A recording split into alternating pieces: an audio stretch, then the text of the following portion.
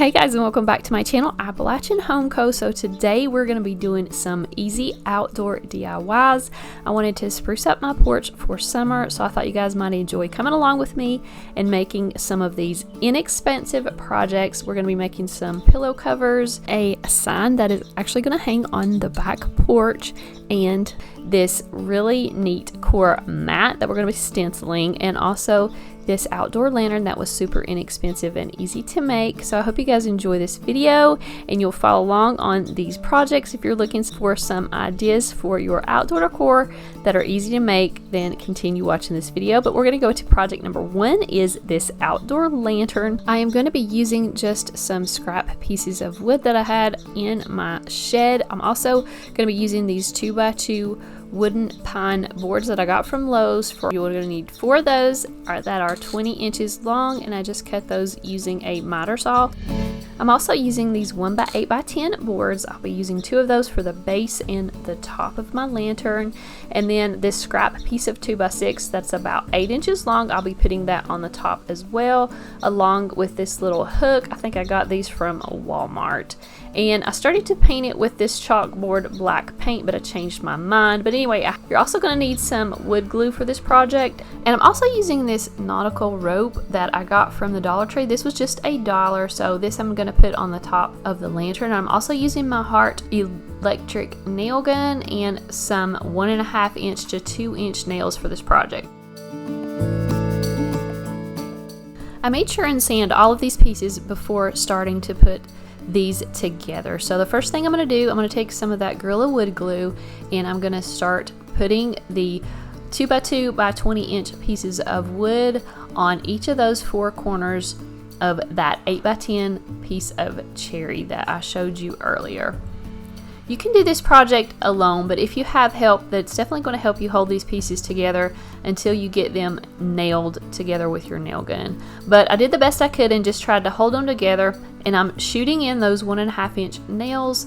I'm using about 4 or 5 nails at each corner to really hold this piece together. And be sure to use that wood glue also, because this is what's really going to hold everything together and make it last a really long time.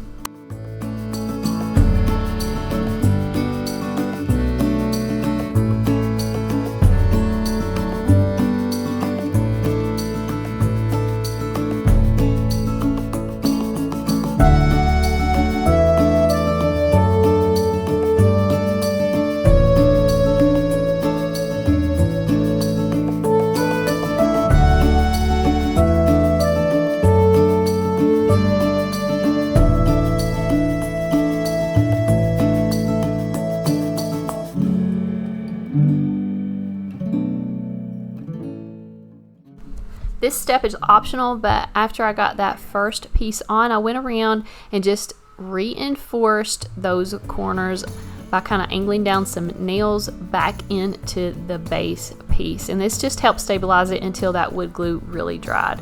And now I'm just going to go ahead and put on the top. The top was simple. I just placed it on there and shot in some nails.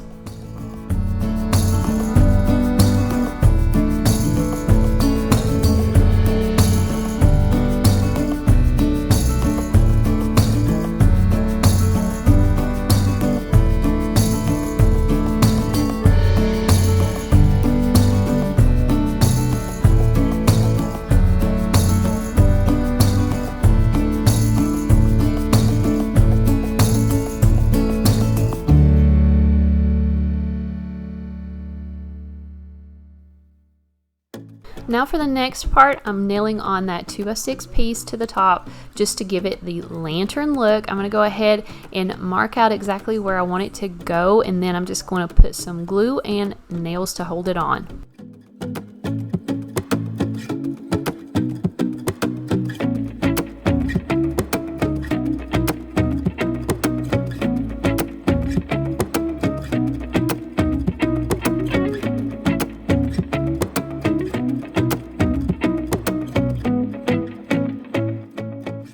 Now I'm going to switch to 2 inch nails since this 2x6 piece is a lot thicker than my bottom and top pieces. I'm going to use the 2 inch nails to nail this in.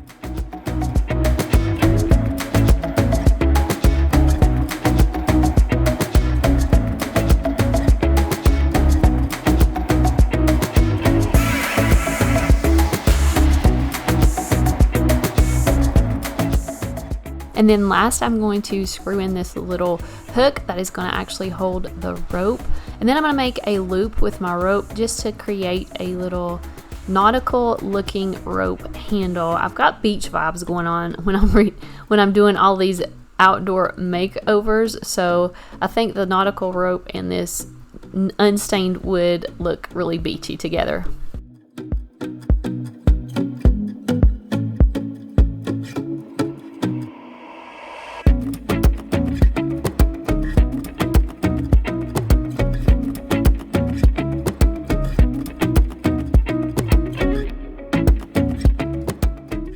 So here is the finished lantern. I did not end up painting this because I'm really liking the look of the natural wood and the rope.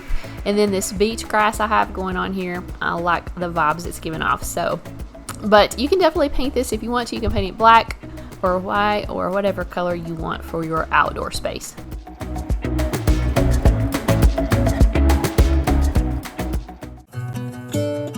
For project number 2, we're going to do these So Easy throw pillows.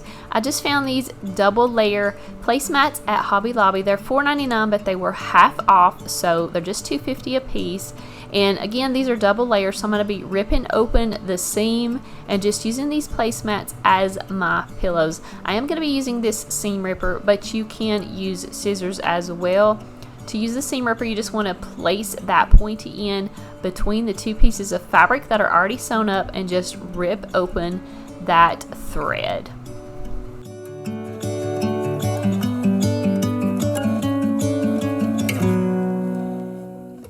Next, I'm going to be using this polyfill that I actually already had, but you can get this at Walmart super cheap. And one bag of this actually did these 2 throw pillows.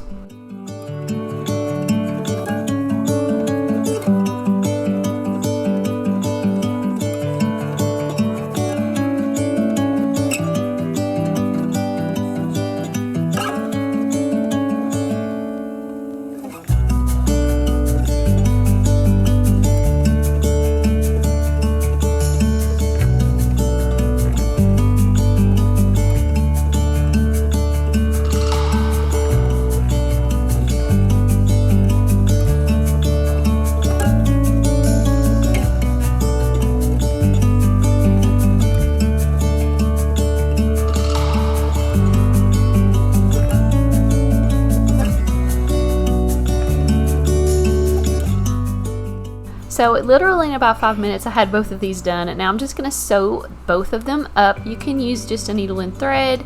You can even use glue if you don't sew, but I do have a sewing machine. I'm using some white thread, and I'm just going to sew up the areas that I ripped open. You do want to use a back stitch on the beginning and end just to make sure that that does not come apart.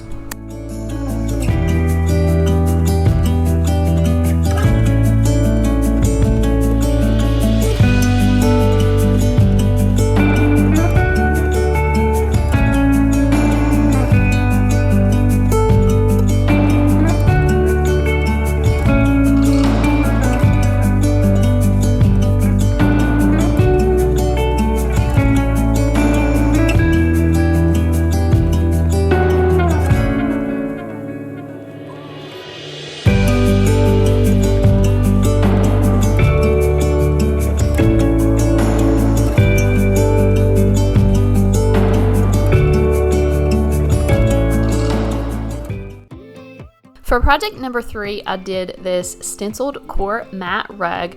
I used a plain coir mat rug that I got from Hobby Lobby, half off, and you also need a screen printing kit and some stencils and some paint for this project. The design I'm using here, I just did an Inkscape. It has some wildflowers and a welcome quote here. I don't have a screen printing kit that will actually do the whole mat at once, so I had to break this up into several different mats. Mine is only about a 13 by 9.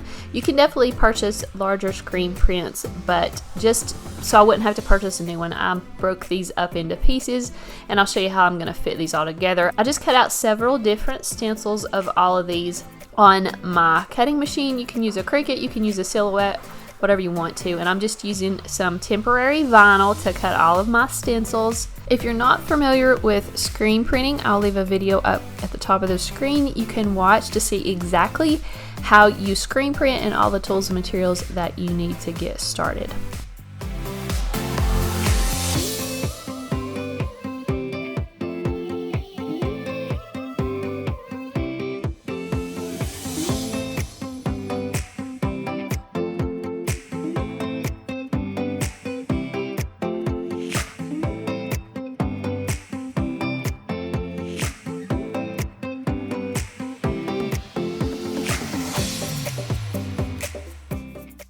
So I kept cutting out each stencil one right after the other, and after I get all these cut out, I'm going to go ahead and weed everything.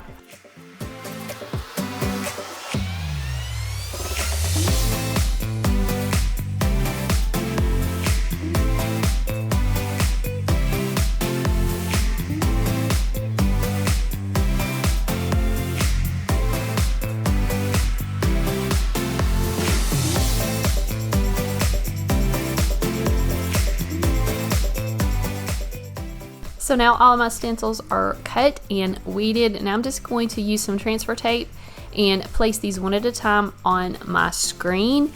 I'm going to place the first one that's going to go on the right side of the outdoor mat.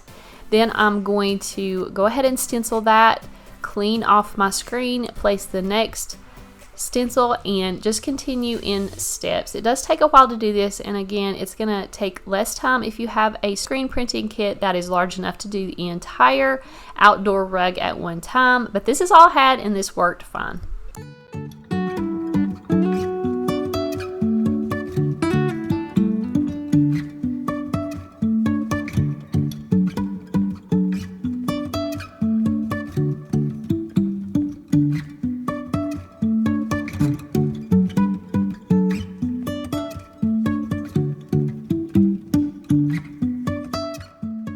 When you're removing your transfer tape from your vinyl, when you have placed it on your screen, you might want to use a squeegee just to help hold the vinyl down. This was the first time that I'd used my screen printing kit in a while, and it may have had some oils on it, or it may have been a little bit damp. I washed this out between each use and dried it, and the vinyl did perfectly. I did not have to hold it down as much, but that's just a tip. Now I'm just going to work in sections, starting with this right hand side and work my way across. I'm not letting the paint dry between each section. I'm just going straight and painting each section as I go.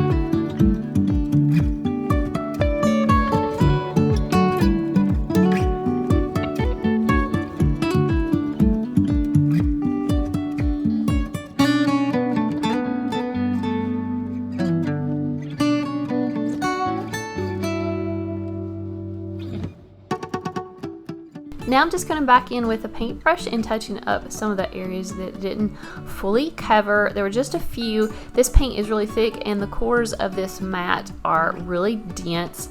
This would probably work better with spray paint, but since I was screen printing, I wanted to use the screen printing ink, but this did not take long at all just to go back and touch up some of those areas.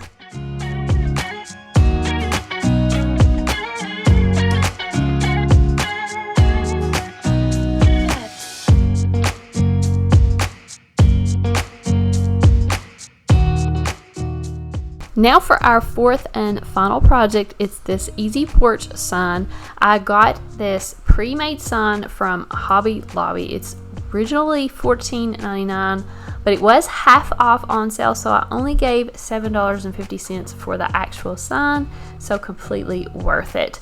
And this design, again, I just created in Inkscape. I just topped out Life is Better on the porch. I did size the dimensions to fit on the sign. Now I'm cutting out some letters for this design that we just saw. I'm using Oracle 651 permanent vinyl in the color gray for this project.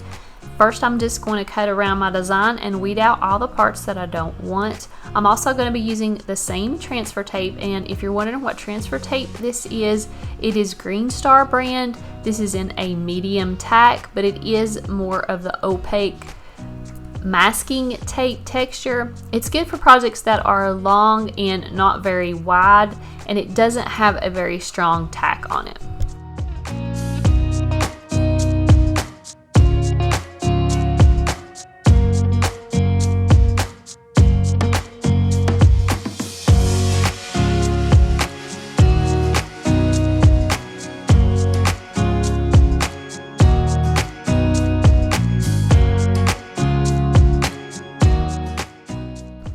Now I'm just going to remove the backing from this sticker, and the way I like to do this on very long projects is just cut a piece out of the center. Then I can place my design on my sign without placing the whole thing at once. So then I just rub down that center piece, and then I can just pull off each half at a time and place it that way. That way I can make sure and get my design lined up perfectly without ruining all of my vinyl.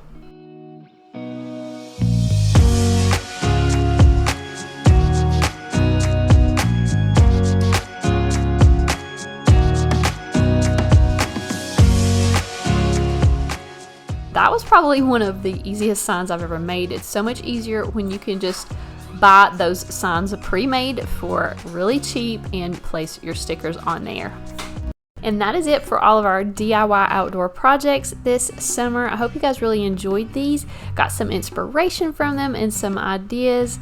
I definitely have lots of more projects I want to be working on this summer, so I hope you guys will subscribe to my channel and like this video if you like this kind of content.